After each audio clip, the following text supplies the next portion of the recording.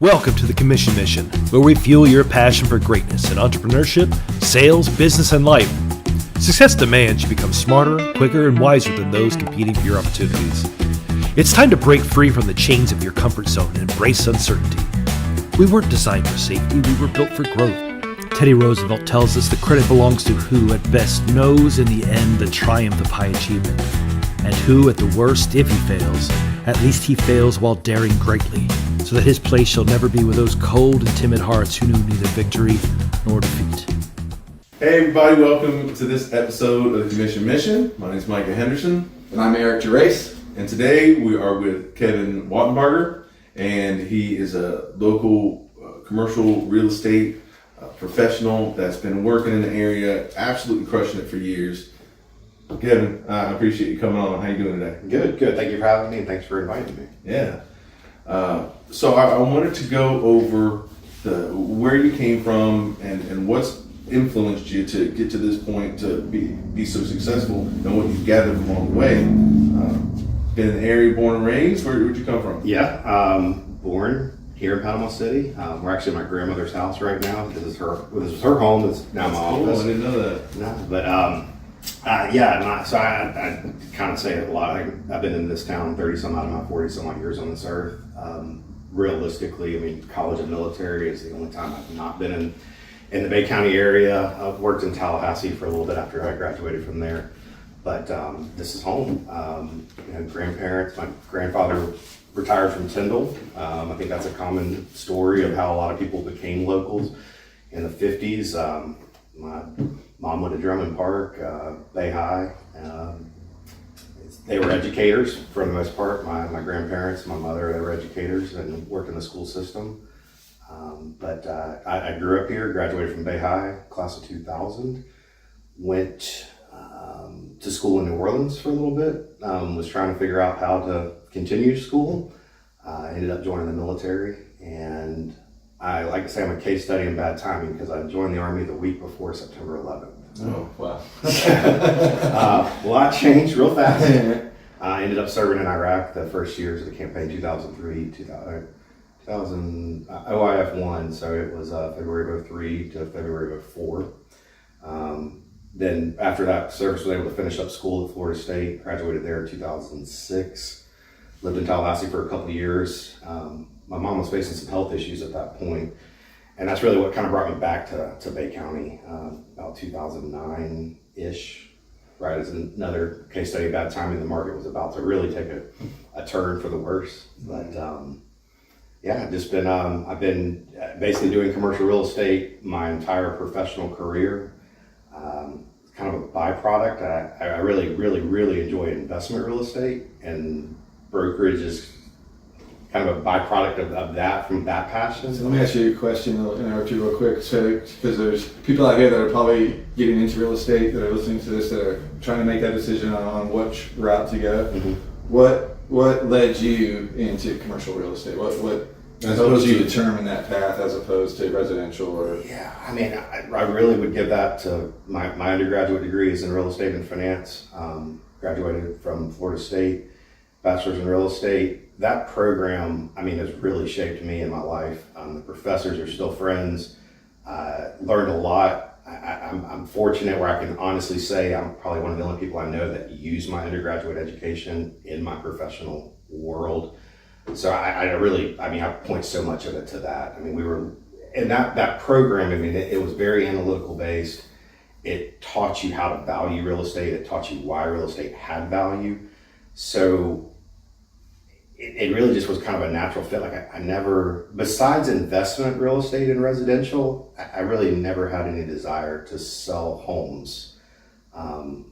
And there's a lot of people that do it, and they do amazing at it, and they can sell a lifestyle and a kitchen and a bath, and I'm selling yield and ROI and occupancy cost and that was what I was trying to draw out of you too, because it's two different worlds when you look at residential and that. And if not everybody, like I went into real estate, mm-hmm. and I started in residential, but found out really quickly commercial was where I made money. Yeah, and did deals, and it was just how I spoke. Mm-hmm. It's how I thought about real estate. It was how, and so for people out there that are making that choice, and that decision. It's really where you flow. Yeah. What you're good at. Are you that person that likes to talk and can sell a room? Then that's really awesome. Residential, even the luxury sales do really well with that too.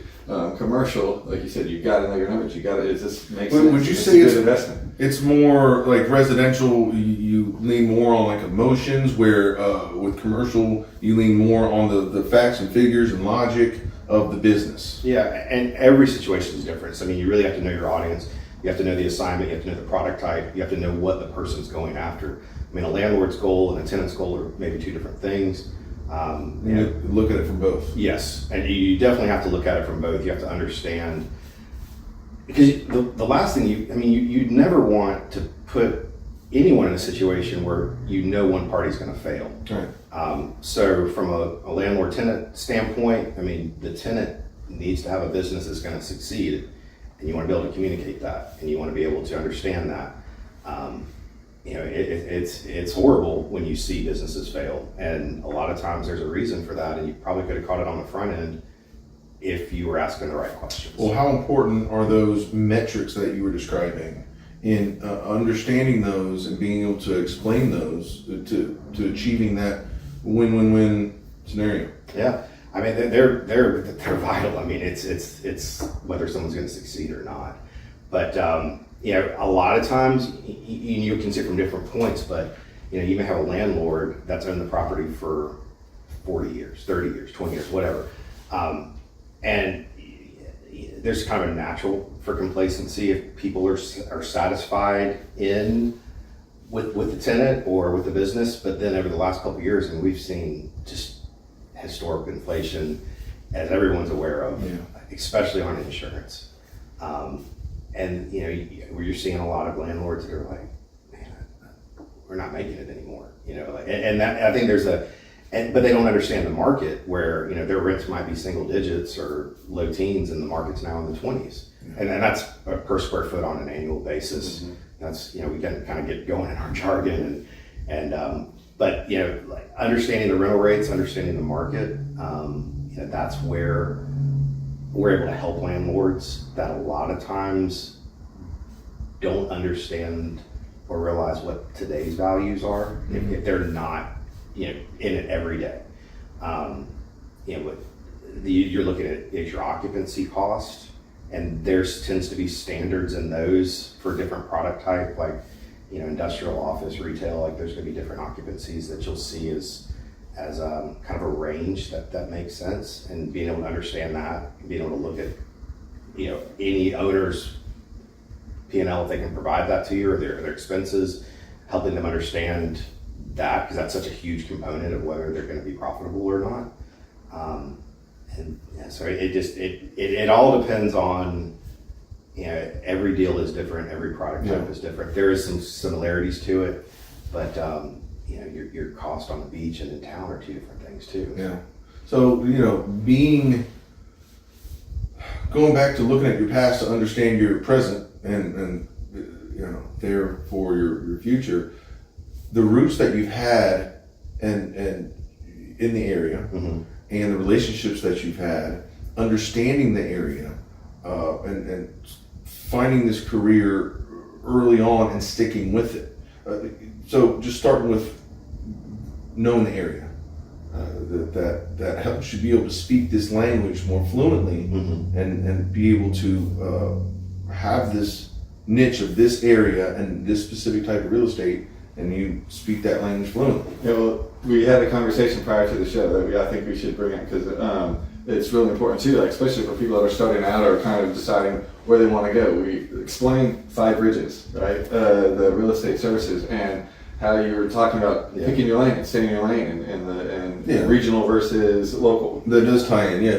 What's the significance of 5 bridges? Trying to come up with a brand from scratch, it tends to be, only done it once, maybe others, but yeah, 5 bridges to me symbolizes really like my path of travel and where I like to work and where I'm comfortable to work, but it signifies 5 bridges. DuPont, connecting Tyndall, Bailey Bridge, Lynn Haven, Southport, Hathaway Bridge, the Buchanan Bridge to 79 over the Intercoastal, and Phillips Inlet, Walton County. And that tends to be the areas that I have most of my experience in. It's the areas I want to stay in. And yeah, I really feel like it just kind of hits like a local story. And if you kind of understand this area, you understand the significance that those are major connectors to here. And it's just not some initials. It's not something that's generic to me. So it's heartfelt, and I think it really helps to try to say, like, this is what I want to do, this is the area I want to be in, and the name speaks to that. And it sets the culture for your business. It tells your clients kind of right before you people feel that. Yeah, right when you see five, oh, that's really cool. Like before you even meet somebody, people feel the heartfelt. People can feel being genuine. Mm-hmm. And you ever hear like all politics are local? Do you think like all real estate is local? Real estate is local. Because you got to know the area you're working in. So from here you went to the military. That had to have had an effect on your outlook and work ethic. How has the military changed your mindset? I think it made me resilient. It made me appreciate what I have. At a very young age, common, but I turned 21 in Iraq. My entire basically 21st year on this earth was spent in Iraq.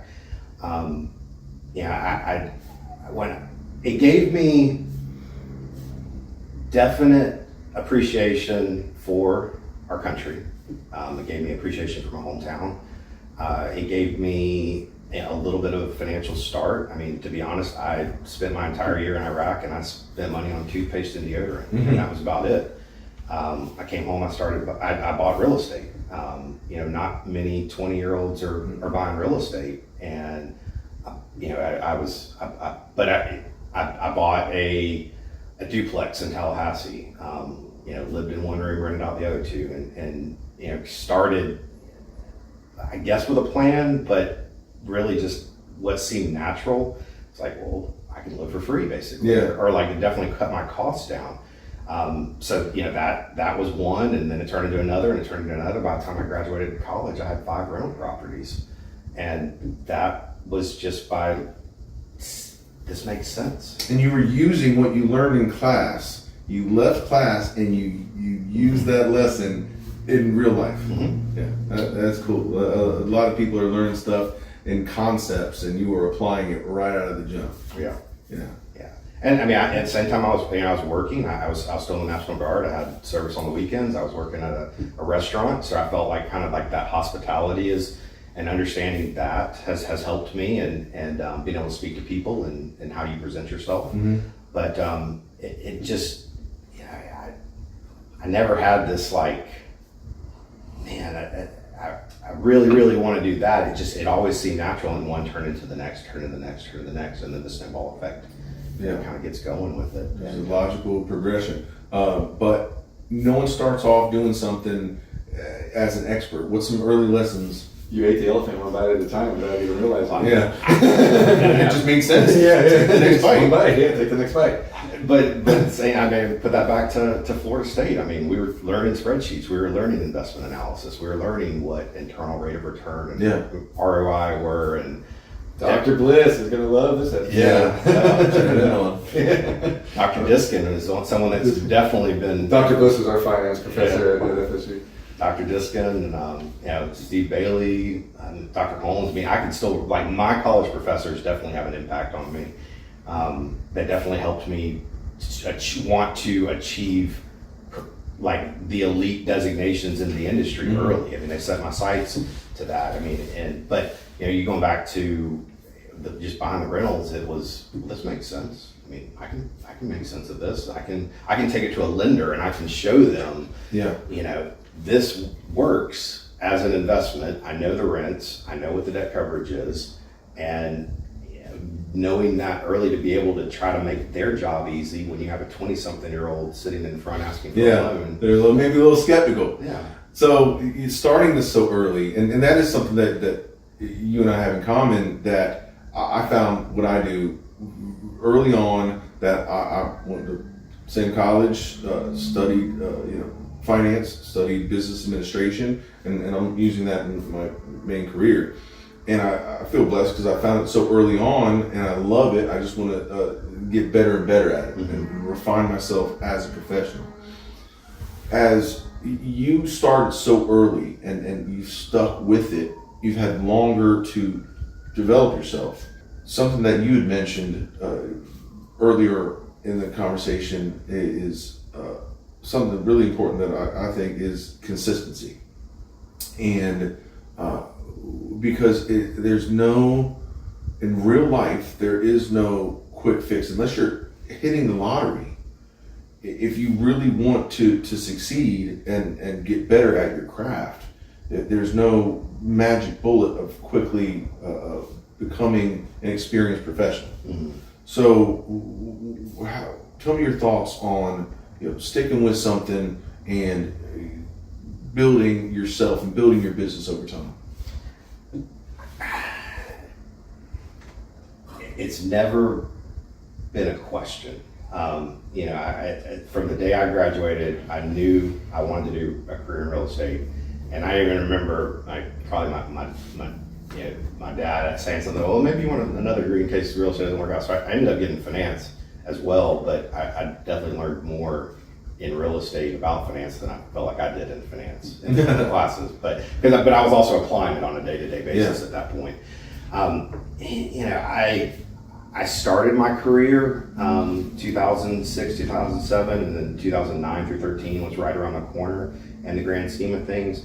I'm thankful that I had low expenses. I wasn't married, as that correction took place, but it helped me see what happened in the market.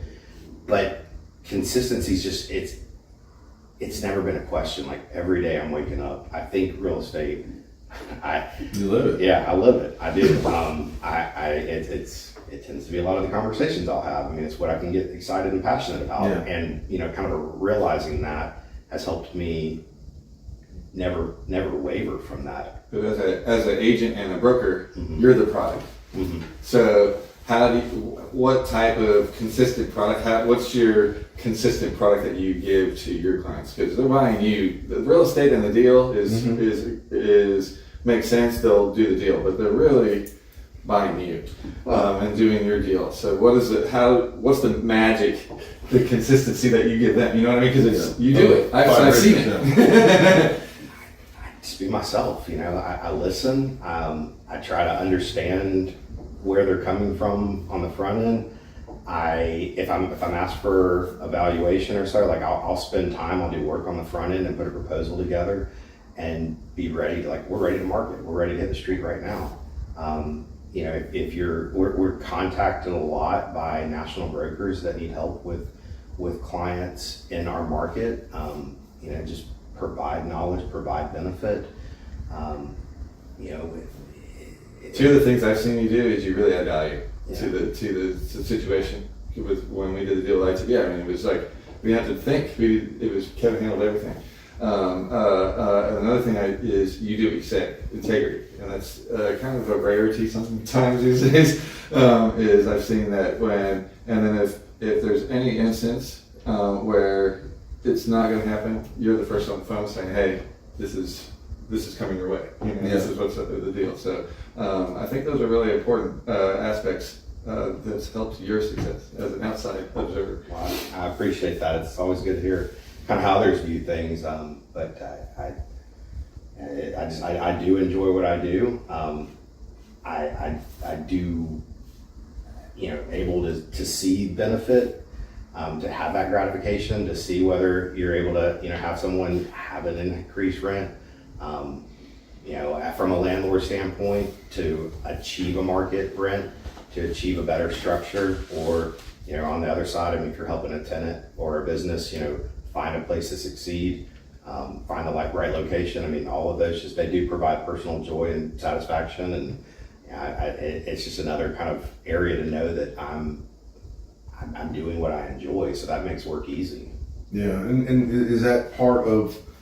Let me just say, through that consistency of integrity and doing the right thing, you have built your own brand, and anybody out there can do the same if they stick with the same principles of being dedicated to your craft and being consistent and building a reputation of someone with integrity. So now that we are here in present day, I'm kind of going through a timeline that you're not a one-man band. You Five Bridges is other folks as well. You have a team that you work with. We're a small team, but we're close. I mean, and it's also kind of feeding what we do. But Patty is our lead property manager. Travis does facilities. I mean, and it's just being able to solve problems on both fronts. But you've got an accounting standpoint, you have a maintenance standpoint, you have to respond to resident or tenant needs depending on the structure. I mean, so there's a hospitality component to it. But absolutely, I mean, it is. We're a small team, but and we try to handle a lot. We do a lot, and I definitely could not do that alone. Yeah, and being able to rely on these team members, and I'm feeling that if they're sticking around for any amount of time, they're good at what they do, and that has to be a load off of you can concentrate on what you do, and that the other areas of your business that are being taken care of by this other team member, you don't have to worry about them being inconsistent, not having integrity. They have to have similar values to you, and otherwise, I don't think the business would have worked, or that particular person would be replaced in that role. But they've stuck around because I'm sure they have similar values. I would agree with that, and I love both of those individuals in their right. And I mean, we are our work family, and when I leave here, I'm going to go check on Travis. I mean, he's working right now, trying to work on a property to get it positioned, ready to sell. And, so I appreciate him wanting to put the time together and to see that success. But absolutely, I mean, they're great people, and I'm fortunate that they're with me, and we're moving forward. Yeah, and what is one tool that you use in your day-to-day work life that really helps you? There's multiple. I mean, I use a build out, which is a marketing program geared toward commercial real estate. That kind of helps us put real estate in a commercial format, and then it syndicates through commercial channels for the most part. And that helps us put proposals together and have a professional appearance. I use a CRM pipe drive that I am able to help kind of try to keep stuff together. Because one thing about commercial, I mean, you might bump into someone on a retail deal and that one doesn't work, but 3 months later they're still looking and another retail property comes up or so. So kind of trying to be able to group prospects by product type, by product size. That's helpful. Those are probably the two I use the most. We measure properties, we create floor plans, we know our product type, but that also, we want to be accurate, we want to be correct, we know zoning, we know what the challenges are with history, with properties, we know what works, what doesn't, but also, like measuring square footage is I can't tell you how many times that the property is typically larger than what public records show. And when you're leasing it by the square foot or selling it by the square foot, accuracy matters. And we have definitely been able to achieve higher rents because of that. And that's something that just is natural to me. That's real value. Yeah. And I don't know why more people don't do it. Yeah, I can draw a straight line from you double checking square footage to real value to actual, more income there. So what is a piece of advice you give somebody just getting started in real estate, commercial real estate, business in general? Put in the work, learn from people that you respect, respect your clients, listen to your clients, try to solve their problems. There's not a magic bullet. Podcasts like this. Success. You're Building measuring. relationships with clients. You got to have repeat clients. Yeah. And I think I'm kind of seeing that. I mean, I feel like I'm still one of the younger practitioners of commercial real estate in our area, but I've been doing it 20 years, and I am trying to put my foot on the gas right now because I feel like I'm at kind of some of the best working decades of my life, but I also feel like I want to do this until the good Lord calls me. I mean, I don't really. I feel the same way about what I do, and it does help you be excited about going to work, and how much of a blessing is that you enjoy what you do every day, and again, people can feel the excitement about when you're talking about the subject that you do, and you know it inside and out. Like, I don't think I've been asked like a new question on financial planning and insurance in like 5 years. I know this stuff. So yeah, do the work. There's no easy button. Just get started, and a lot of times that first year is tough. Yeah. But you got to dig deep, do whatever it takes. That I worked, multiple jobs while I was getting the ball rolling with what I do now. And whatever it takes, you got to be about that, and don't be ordinary and mundane. You got to excel. You got to be. You got to want to outwork the average. Be legendary. You So talk on the show that success leaves clues, and I just want to reiterate something that you said, because Mike asked you a question about the tools that you use, and the two things that you mentioned were marketing and CRM, keeping in contact and staying in front of people. And I think those are the two things when people are starting out that they let go. They're so worried and trying to take care of and fix all or create all the other aspects of the business that they don't get the word out and put tools in place to stay in touch with the people that, you might have ran into them today and it wasn't not now, but they might be it now 3 months from now. Yeah. And so it's super important for people starting out to put the efforts into creating those and setting those tools up for yourself. yeah, a good CRM. I know you use it in because his business, I use it in mine. I will, for years, I got stuck looking at the next client, the next deal, and I didn't look at the big picture. I wish I would have started with CRM a lot earlier to not just stay organized, but stay in contact. And with automations, you're able to either somebody who may be a prospect that maybe now is not the right time, or an already established client that's happy with your business for repeat sales. But getting organized with that is absolutely important. So when we're talking about advice for people getting started in business, specifically yours, what really appealed this industry to you that these folks can look forward to if they do the work? Well, I don't want to skip over it. I mean, there is financial benefit. I think there's more people have become millionaires through real estate than anything else.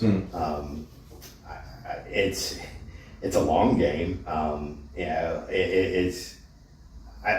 would not go into it and expect an immediate success, but it's the ultimate long game. I mean, it's a slow race. So I would definitely I want someone to like truly be passionate about it and curious about it, and not just thinking it's a hobby today and they're going to move on to something else. And they need to be committed to it for the long term, because it is not tough. I mean, it is very tough starting off. I mean, I my first couple of years of business, like you said, I was working a side job. I was doing this, I was doing that. I was dealing with some personal issues with my mom's health, and it would have been easy to quit, but never for a second did I think that quitting was an option.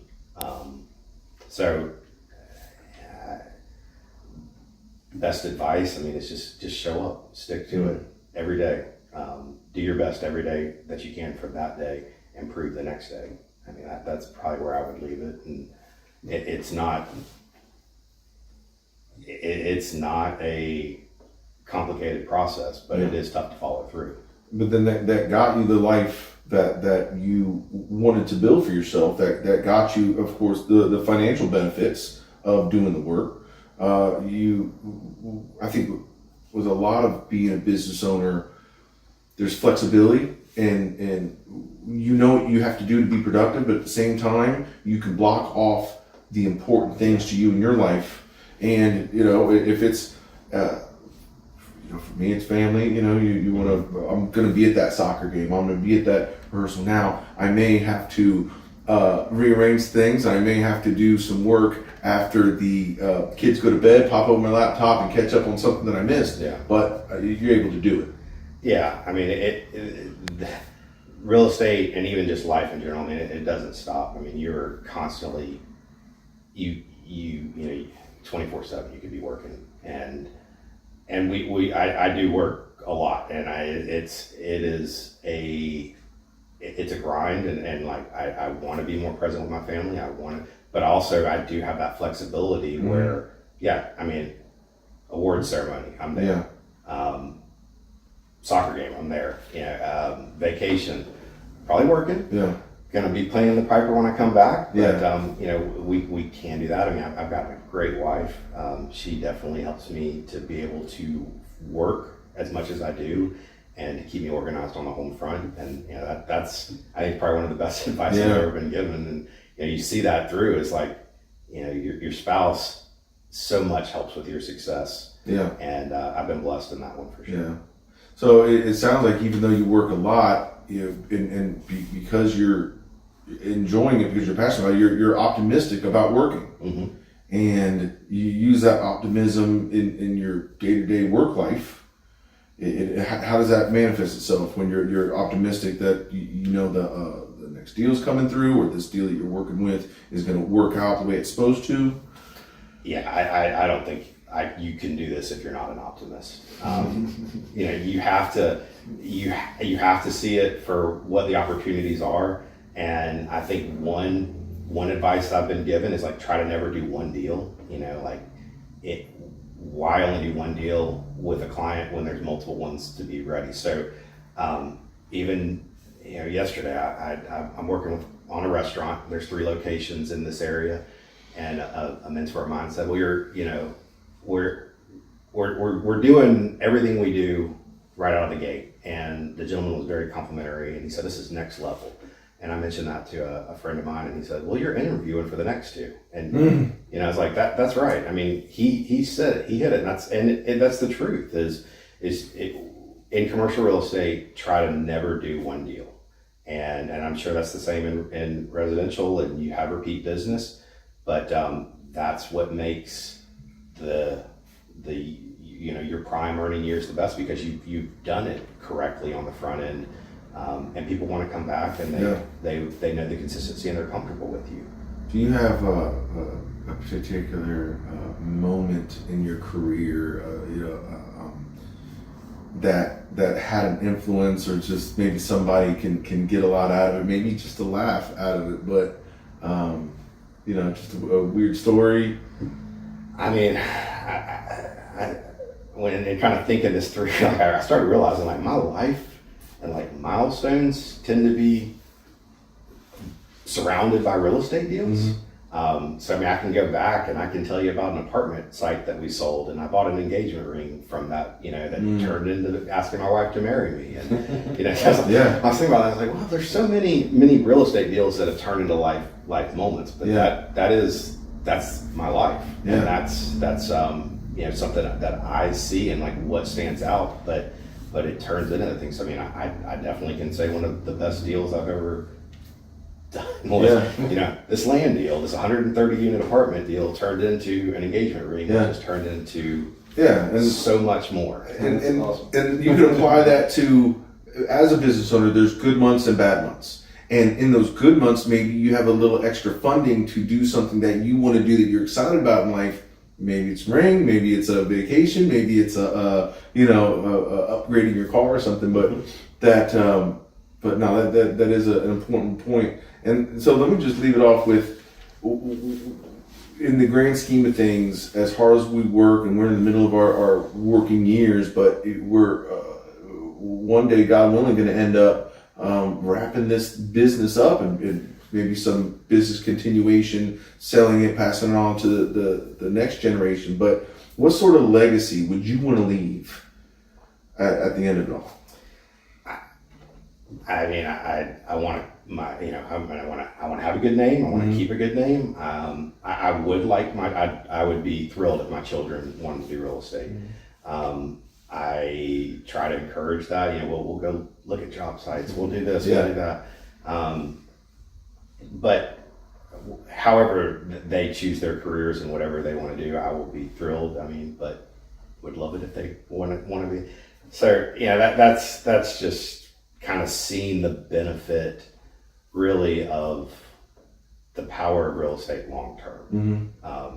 You know, I did not, you know, I mentioned earlier, like I came from really a family of educators. My dad was an engineer for the government, so federal workers, you know, teachers, and I value that so much. But I you know, I'm 20 years into a real estate career, and I could only imagine if I was, you know, if there was multiple generations in front of me, or so that kind of that enjoyed it. That'd be a dynasty. And wanted to do it. And so if I can kind of put a little bit of a foundation together for that would be great. Yeah. But I'm thrilled with helping people today and knowing that the help today is going to provide them benefit for decades. And either way, it develops into a great reputation, no matter who's looking at it, whether it's a client, whether it's the community, or whether it's your kids, of you do solid work. And bare minimum, that is a great legacy to leave. Well, I appreciate your time today. I know you have 1,000 things to get out there and do, and that's part of the reason why I wanted to speak with you today. Kevin, Wattenberger, I appreciate your time. Thank you for inviting me. So if there's people out there listening that are interested in getting in touch with Five Bridges Real Estate Services, how do they find you? How do they? I think hopefully we're easy to find, but I mean, call my cell 850-532-5454, text, email, websites, fivebridgesrealestate.com, Facebook, Five Bridges, or Kevin Wattenberger, Instagram. We're accessible. You know this is going to go on the internet. That's fine. With your cell phone. Hey, Brave man. I like it. There's nothing to hide here. Everybody, thanks for showing up for the commission day. That is the mission accomplished.